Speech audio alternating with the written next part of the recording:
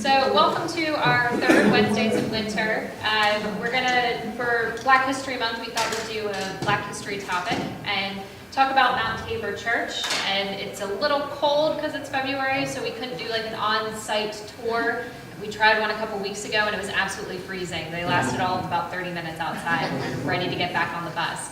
So we thought, why not adapt this to a virtual tour and history of the site, which we haven't really done before, and talk a little bit about the site itself, the history of it, and the community project that's beginning to grow. So I'll be doing a bulk of the virtual history. So for those who don't know me, I'm Lindsay Varner. I'm the Community Outreach Director here at the Historical Society. Also helping with the talk are going to be Carmen, who lives on Mountain Street currently, grew up there, and she was a congregant at Mount Tabor Church, and David Toner, who also grew up on Mountain Street and has memories of the church from when he was growing up, and he also moved back to Mount Holly after retirement. And joining us a little bit later will be Pamela Still, if she shows up, we'll see. She's running a little late, but she was Borough Council member whenever we started our Heart and Soul project, and really helped to collect the stories from Mount Holly, and in particular the story about Mount Tabor Church. So we're just going to jump right in. So there's Pam. I think she purposely didn't come because of this picture. I said that last night. She hates when I put her picture up. But Pam started with us with the Community Heart and Soul Project, which is how we initially started collecting these stories. This was a project that started about 3 years ago. The idea being you collect community stories to understand what's important in the community. So it's collecting oral histories, it's asking people what do you value, what would you hate to lose in your community, and trying to find ways to ensure that what's important is protected and maintained. So Pam she really loved the Heart and Soul Project, and she had gone through and collected a bunch of stories and put a video together all about the history of Mount Holly. The one story she didn't get was the Gumby sisters. So you have Harriet on the left and Edna on the right. And she kept asking around to everybody in town, how do I get in touch with them beyond just showing up to their door and saying, I want to sit down and ask you a bunch of questions. So in great small town fashion, Pam went to the local pharmacy, and the pharmacist talked to Harriet, and then Harriet got Pam's number, and then Pam and her finally got together, and we sat down a couple of times. We didn't initially record the interview. I think there was a level of trust that needed to be built, and about the third time we sat down, and we collected about an hour and a half long interview that talked everything about their family's history, their roots in the community, what they loved about the community. We asked Harriet, what would you like to see for the future of your community? And she talked about education and how important that was to her family. And she talked a little bit about her family's own history. And she had mentioned that her grandfather had settled on the land that their house currently sits, and that she really wanted to see the history of the African American community preserved. So we began asking her, what is the history of the African American community here? And she said, well, at the time when I was growing up, we were one of the largest Black families in Mount Holly Springs, and my grandfather built the house that used to sit behind the house they currently live in. It was demolished several years ago. And he built the church that's behind us. And his name was Elias Parker. And she started talking a little bit about who Elias Parker was. He was a veteran, as you can see from his headstone. This is a Pennsylvania-issued headstone for a USCT. He was a United States Color Troop in the Civil War. She talked about the family history, that he was a slave from Maryland who joined the Union, and after the war, moved to Mount Holly Springs and settled there. And then she began telling us about the church that he built. And she said, the cemetery's there, and I'd really like to see the cemetery preserved as part of that history. I'd like to see a fence put around it. And she goes, I don't know what we can do with the church, but I'd really like to see the church preserved. And we're sitting in their living room and saying, what church? Because this is all you can see from their backyard. From Mountain Street, that is the view that you had, and there was no indication that there was really a building there. And she said, well, my grandfather, the family legend is that he built this church, and he built it for the African-American community here. So walking up to it, you can't see anything, but as soon as you get past the tree line, this is what you saw. And it was incredible. It was this tiny piece of history that was just hidden. At one point, I think immediately after this interview, Pam and I ran to the police station to talk to the chief of police. And he goes, what? That's a chicken coop, isn't it? That can't possibly be a church. And we're like, no, really, it's a church, and you won't believe what's inside of this church. It was a beautiful time capsule. Basically, the congregation ended about 1970 because there just wasn't anybody left to attend church. And it looked like the door was shut and everything was left inside. You can see there were still hymnals in the pews. There was a fan from the last funeral service that was held there. The chairs, the piano, the organ, everything was still inside. It was absolutely incredible. And what I love is this picture, this one right here. What I love about that picture is I took that from the window that we shoved Pam through because the door was blocked shut, and the only way in was one window that we could get up, and we pushed Pam through that window and had her unjam the door for us so that we could get in. So that Pam got the first really good view of the inside of the church. But it was absolutely incredible. And when you start to walk around the church, you realize just how amazing this construction was, because there were trees growing through it, there was poison ivy all over the place. It was so covered just from the vines and the trees, but it was still intact, and it was still fairly sturdy. We were absolutely blown away by it, and it all came from 1 hour and a bit long interview, and it started to launch this incredible preservation project. So just to give you a better idea of just how covered this building was, there was a hole in the roof. There still is a hole in the roof. It's covered by a tarp at the moment, but it was just vines hanging down from it. Most of it poison ivy that volunteers have cleared. It never had electricity in it, but it did have the knob and tubing put in if they ever wanted to have electricity at the front. Carmen, you said it was always oil lamps, wasn't it? Yeah, so it had one stove in the center of the church that heated everything, and then they had oil lamps along the side. Typically, from all of the stories we collected, there tended to not be services in buildings because there wasn't any electricity. And the church was inhabited by some critters as well when we found it. And I put in here, we launched a website called MountTaborPreservation.com. And if anybody has any ideas on vultures, we have a family of vultures that were living in the attic when we first went in. And I remember shoving Pam through the window, and the other gentleman who was with us saying, "I see eyes," and Pam's trapped there. But they're very friendly vultures. They usually pop out and stare at us through the trees or up on the telephone poles. But what I loved was when I told Harriet about it, she goes, "Oh yes, they're there watching over the church, making sure everything's safe." So we've really embraced the vultures that are living in the attic at the church. So along with the church, just down the road, closer towards Mountain Street, there's a cemetery. If you look at maps for Mount Holly Springs, it is listed as the quote-unquote colored cemetery for Mount Holly Springs. We don't have a date for when it started, but it does have a number of headstones. The plot here in the middle is the Calloway family plot. You have some of the Gumby family buried there, and individuals who were mostly living on Mountain Street in the late 19th, early 20th century for the most part. You do have a couple of newer burials from the Gumby family who stayed in the areas. But it is a closed cemetery. We don't have a plot map for it. We don't have a deed for the site. But we have been very lucky with the help trying to identify how many burials are there. We're guessing somewhere between 50 and 60. So one of the reasons that Harriet had said in her interview that she would really like to see a fence is there are large sections of this cemetery that you can't tell that it's hallowed ground. And she was seeing kids playing on it. There was a neighbor who had put a shed, not realizing that the property lines were very close, so it's possible that it's sitting on top of a grave. We know that there were some graves around it. So she wanted to see this site visually recognized as a cemetery beyond the scattering of headstones that were there.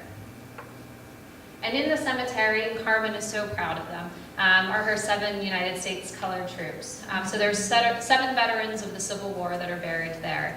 And most of them have, other than the Ward headstone in the middle here, there are original issued headstones.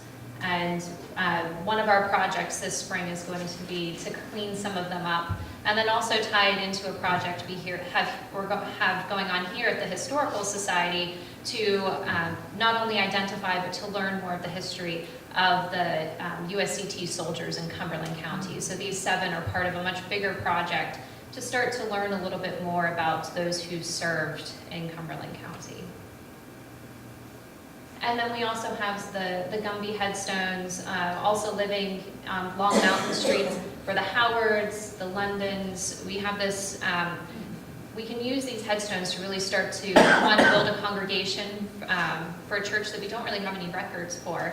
And then also start to learn a little bit more about the people, where were they working, where were they living, start to build this community that's no longer there. And one of the things I love about this project is that everything's kind of collided and came together at the same time in this most beautiful way. So on the left here we have a photo of the Ward family. When we initially started working with the Gumbys and with the church, we were a little hesitant to open it up to the public and talk about it. Now we have no problem doing it. It seems like every week we're talking about the church. As Carmen says, it all comes back to Mount Tabor at some point. But we were very hesitant because nobody was really looking out for it beyond the neighbors. I remember the first few times I'd go to the church without Harriet, the neighbors would call Harriet and tell her and say, there's somebody at the church. And they'd describe my car and she'd say, it's fine, let her go. But we were really worried, pews are incredibly popular for people to take and make up and sell, and we didn't want to lose anything inside. But we decided the only way we were going to actually do anything and to gain support and figure out what our next steps were going to be was to open it up to the public. So as part of the Heart and Soul Project, our very first year we had a series of heritage days where we took places of cultural significance in the region and we opened them up to the public and told their history, and Mount Tabor was one of those places. A week before our very first Heritage Day, before this first tour of Mount Tabor, I get a call from somebody who says they're trying to find a cemetery in Mount Holly Springs called Mount Tabor Cemetery. And they drove around Mount Holly for 30-40 minutes just driving in circles, could not find it. Ended up in York Springs at a different Mount Tabor, and they were just completely lost. They didn't know what to do. And I told them, I think I know the cemetery you're looking for. Who are you looking for? And they said, well, our ancestor, Henry Ward. And I said, I know exactly where he's buried. Come out to this Heritage Day and we'll tell you a little bit about what's going on with the site. And they had no idea that the church even existed. So they came out and they asked essentially, what can we do?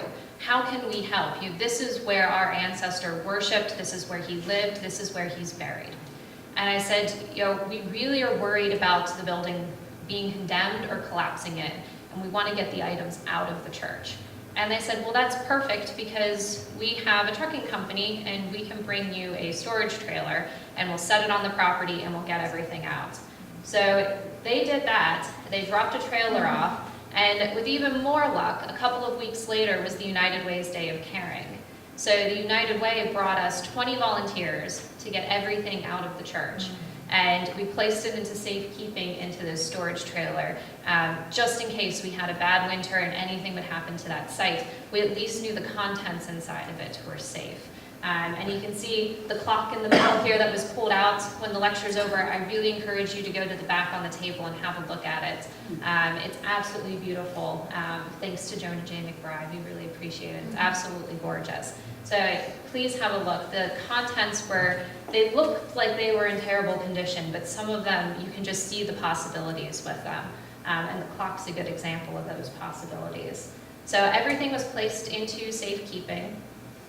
And from that moment on, everything just started to come together. Harriet had said that she wanted the boundaries at least marked on the cemetery So Home Depot donated shrubs for us to mark the boundaries. The paper mill in Mount Holly came out and they did an assessment of the land, and they made sure that every single boundary was marked to show us exactly where the property lines were for both the church and the cemetery. So there was at least a visual reminder now of where the cemetery was. And then we had people from outside the area starting to become really interested in how this one story could lead to so much community action. So the Orton Family Foundation that developed the Heart and Soul model asked if they could come down and film these stories and film a little bit about how this community came together around this one project and how people just started coming out from everywhere and saying, I want to help, what can I do? So I'm going to play you this video that they did because it's about 4.5 minutes long, and it's absolutely fantastic, telling you a little about the people involved in this project. It all started with a story about a church and a cemetery as part of a community heart and soul project to uncover what matters most. The Elias Van Buren Parker left the Civil War and came over the mountains to the little small town of Mount Holly Springs and settled in the 1800s. He built a church there that served his community for a century. Our little church was the little church at the foot of the mountain. Sunday morning, it was a given that I was going to get up and go to Sunday school and church because my Aunt Ethel was the Sunday school teacher. Wafting across the pasture or through the woods, you would hear the gospel singers and people singing and all of that. So of course I was drawn to that church. After World War II, work for African Americans was scarce in Mount Holly, and many families moved away. The AME Church closed its doors in the 70s with everything from hymnals to the organ inside. But 4 decades later, its story led to action. I personally did not know anything about the AME Church. I had never even been down Cedar Street before. And from Harriet's interview, I just was impassioned to know about it. And of course, I love old buildings. When I saw it, I didn't see what some people see. I saw the beauty in it because we saw an opportunity. And with Mount Holly Springs, we have lost so much. A lot of the historic buildings were torn down, gone. The railroad stations, the big Victorian homes, the mansions in Mount Holly were torn down and replaced with Sheetz Gas and Dollar General, and I'm thinking, gosh, all this stuff is gone. And then this opportunity for the church came along, and that's why I'm interested. We did the first step, getting the artifacts and all of the furnishings and everything out of the church. We needed a storage trailer, and my husband was like, okay, we can do that. It's extremely important to me to know that history is preserved for my children and my children's children. We had 22 people arrive of volunteers. We got all the shrubberies planted on the corner of the cemetery. We got all the contents out, including the player piano, but we had all these people working and helping, and we got it all finished and done and in safekeeping. That church and that cemetery is a tangible piece of my history that I never thought that I would find. I want to make sure that my kids have something to hold on to, that when I'm gone, they can look back and say, you know, my great-great-great-grandfather fought in the 25th Colored Infantry in the Civil War. You know, they know that. I didn't know that growing up. That means that he fought for our country. I feel like this little place in the world is special. This is a perfect example of how we can pull together, and this community has done that. This community is that example.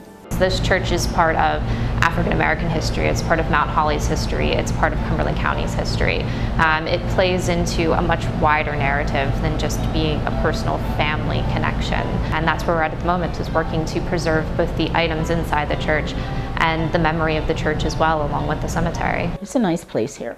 And the church is a nice reminder of of what made us all the way we are. It gave us a solid foundation. I'll get teary. It gave us a solid foundation. This made me who I am. It made my brothers who they are. So I am delighted and thrilled, and whatever you want to call it, to know that somehow, some way, before I pass away, I'll be able to see the legacy that my grandfather left.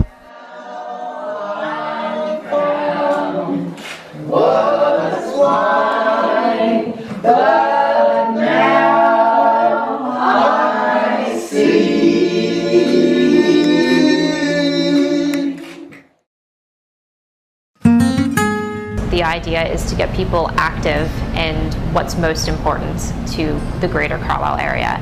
It's more than just the Carlisle borough. We're all interconnected in some way, and that's where Heart and Soul comes in. It's a grant funded by the Pennsylvania Humanities Council as well as South Mountain Partnership.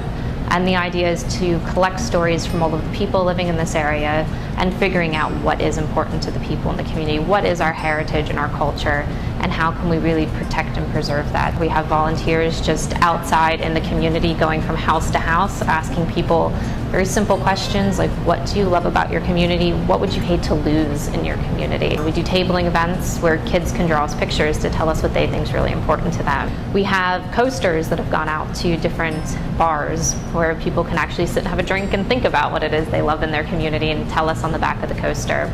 And it's the same with postcards. We've had postcards all throughout the community, at the libraries, at churches. We've gone all over.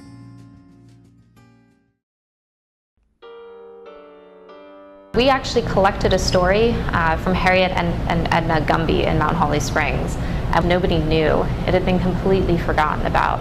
The church, we think, dates to about 1870. There was already a small free black community living on Mountain Street at the time, and the significance of that community and of Mountain Street itself is that it was the route on the Underground Railroad.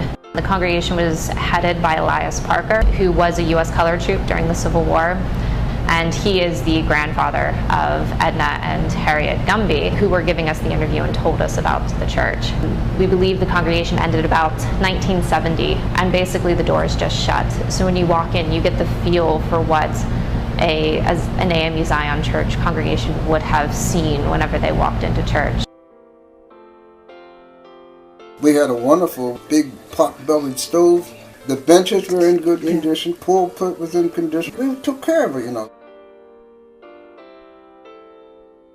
This church is part of African American history, it's part of Mount Holly's history, it's part of Cumberland County's history. It plays into a much wider narrative than just being a personal family connection. And that's where we're at the moment, is working to preserve both the items inside the church and the memory of the church as well, along with the cemetery.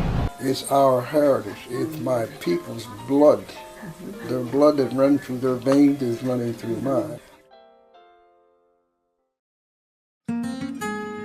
A lot of people say that they love the fact that there's a lot of farms, that there's natural beauty within the valley, the mountains, the trails, the activities that they can do with their family, and the history and the architecture. They tell us constantly that those are some of the most important aspects that make up the identity of both the Carlisle community, but then also within their families. It really impacts their families. And I think that there are lots of places like that out there. I think there are lots of stories like that out there, and that's what we're looking to achieve in the next year and a half.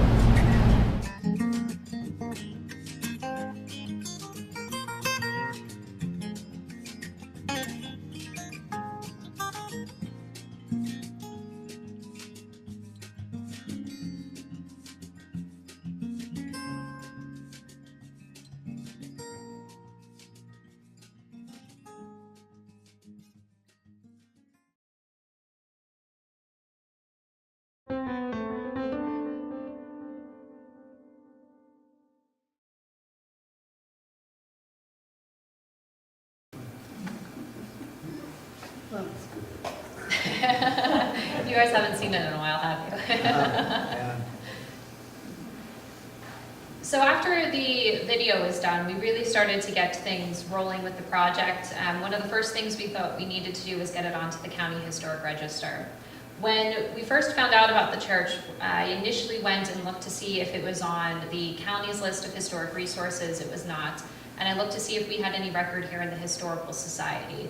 We really didn't have anything. And I think it's very telling about how histories have been collected and how we need to start looking at our history in the community today, that this was not written in books on Mount Holly Springs. It was not written into any of the church histories that were done on either the county or on the town. It was pretty much left out of history. And had we not collected this story, I really believe we could have lost this entire history of not just the church, but the African American community that lived there. So we wanted to get it onto the County Historic Register. So we had a fabulous intern from Shippensburg University's Applied History Department, spent her entire summer here at the Historical Society researching and putting together an application. And in October of 2017, I think it was, we had a plaque ceremony out at the church inviting everybody who had really been involved and helped us with this project to that date. And we were able to hand over to Harriet this plaque from the Historical Society. And what's amazing is at the time when we were doing the research, we had put circa 1870 on the church because that was when the community seemed to have been building and the need for the church was there. We're still pretty sure the congregation started around 1870, lasted about 100 years, but we had a architect out who kind of threw a wrench into the whole thing, and he now thinks the church building itself could be older and might have been used for another purpose prior to the 1870s. So we might have to update our plaque at some point. We're not sure. We're very lucky, starting Friday, an archaeology student from Indiana University of Pennsylvania is using Mount Tabor as his master's degree project. And he's hopefully going to do dendrochronology and see how old some of the logs are in the church. So that'll give us a better idea of dating. But we're happy to have the history preserved, at least here in the Historical Society, through the county register. And we've also been very lucky with volunteers wanting to come out. We had a 3D scan done by the paper mill, which if anything happens to the church, we could essentially make an exact replica of it. We have every dimension of that church completely documented, along with the cemetery. And we also had Dickinson College come out. One of the classes was learning to do ground penetrating radar. And we asked, do you need a project? We have one for you. And they were able to confirm what we had. The 3D scan estimated 50 to 60 burials at the cemetery. The ground penetrating radar came back and estimated somewhere between 50 and 60 burials. So we're fairly confident that that's the number of individuals buried there. So that again helps us to start to build a better understanding of the community that's there. And then we also asked for, we kept asking around for events, and soon after the county register, and we've been very lucky with some of our press coverage. In particular, we got the church put onto Preservation Pennsylvania's at-risk list, and that got us a little bit more attention statewide. And our state senator, Senator Regan, reached out to us and asked, what can we do? And sitting in his office in Camp Hill, everybody in that room, I think, agreed. The one thing we really wanted was to fulfill Harriet's wish to put a fence in the cemetery. So they immediately got to work. I think it was only a couple of weeks, and they got back to us and said there's a Boy Scout who wants to go for Eagle. He thinks that he can put a fence in for you. And the fence was donated by Mike Kennedy from Allenbury and delivered on site. David helped carry these panels around. And in a couple of weeks, we managed to have a good bit. The cemetery is an odd piece of property, but we managed to get a good portion of the cemetery enclosed with this beautiful fence, really fulfilling Harriet's wish of having it visibly recognized. And then, Carmen, should I have you talk about whenever they came and did the moving, we moved everything into the storage units? Watch the cords there.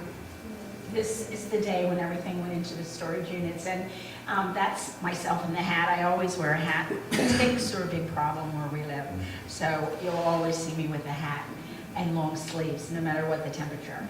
And I'm sitting on a pew talking to Larry Foster, who also attended the church, and we were just reminiscing. We were thinking, we were looking at the initials. None of them were mine because I would never carve on a bench.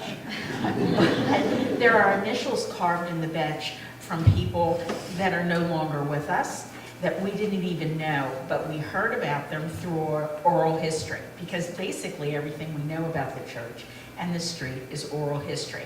And we were sitting there after we washed them off, just laughing and saying, do you remember when we used to sing Holy, Holy, Holy? And that's number one in the hymnal.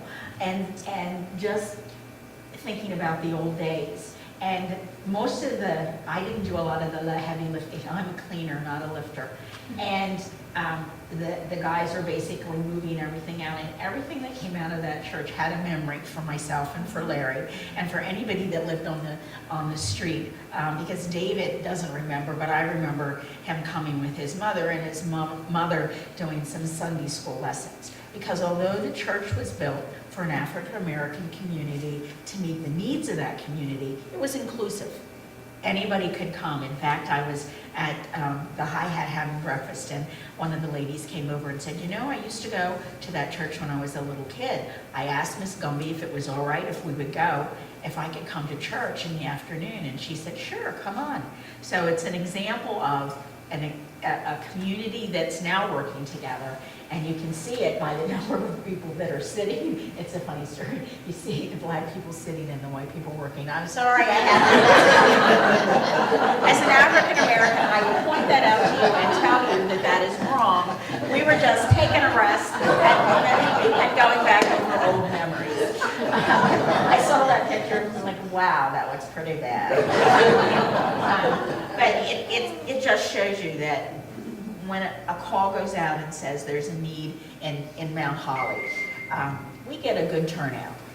Mount Holly looks a little bruised, as our church does from time to time, but I will tell you, I personally love it. I moved back because I did, and so did David. So that's a plug for my little town as well. I'll say this, because once I start talking, I can't stop. Lindsay said that when she saw the church, she was blown away. Well, with the wind that came through the other night, we were almost blown away. And I do have concerns for the church and the structure and what our next move is going to be.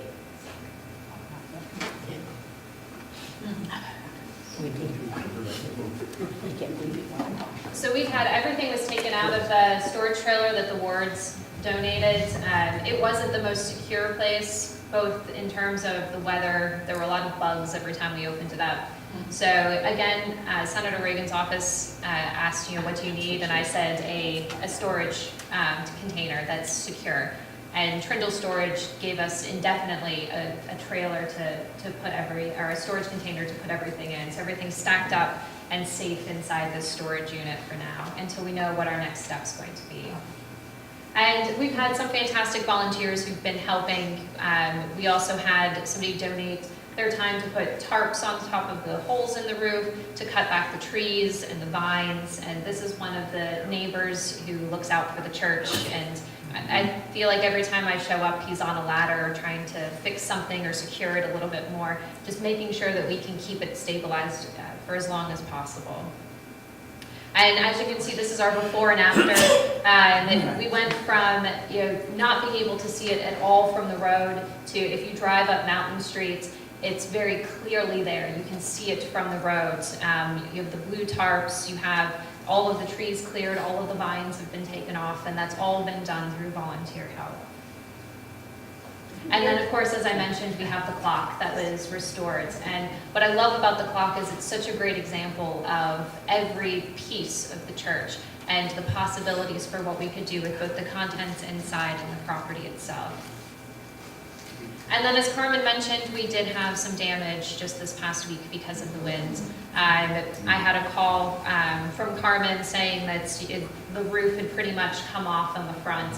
The tarp that was covering the front came off, and with it, all of the metal roofing that was there. So currently that's sitting open. We're hoping to get it covered up sometime this week. But again, it's one of those things we're not sure what's going to happen with the property.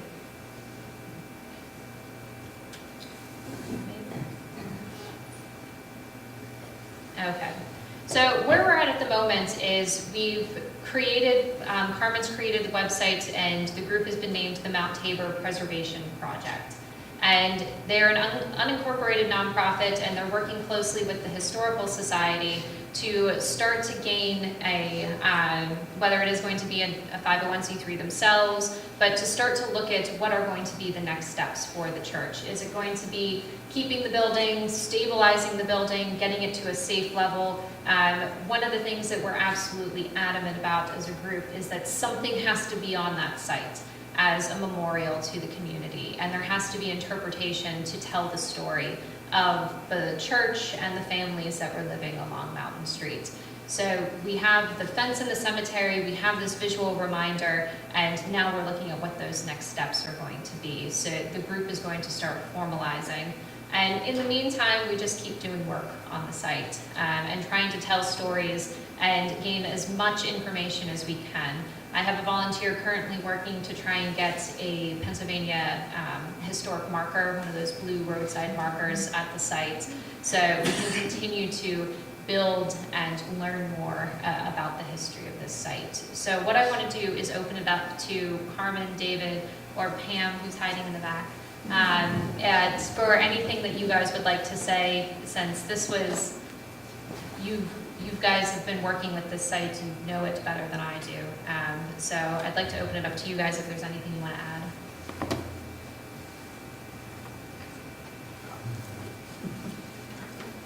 I just wanted to add that when you look at the pictures, especially this picture, you'll see Edna Gumby, who's no longer with us. She passed away at the end of last year. And one of her wishes was for the church to be restored. I don't necessarily know if that's the way to go.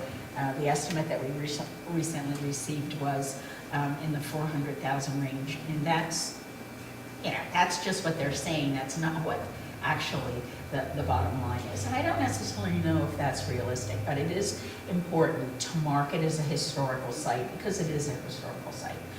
It was the home for, at one time, 100 people on that street.